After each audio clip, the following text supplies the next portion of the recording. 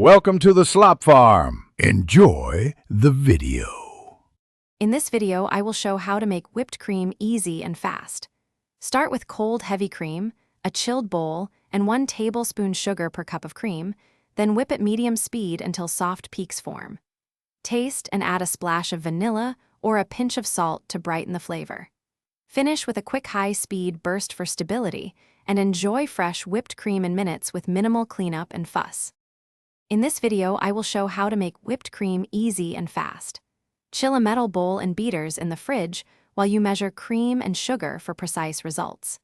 Use medium speed to build structure, and add stabilizers such as 1 teaspoon cornstarch or a tablespoon of powdered sugar per cup for longer hold. Finish with a touch of vanilla or citrus zest to personalize your whipped cream for desserts or drinks. In this video, I will show how to make whipped cream easy and fast.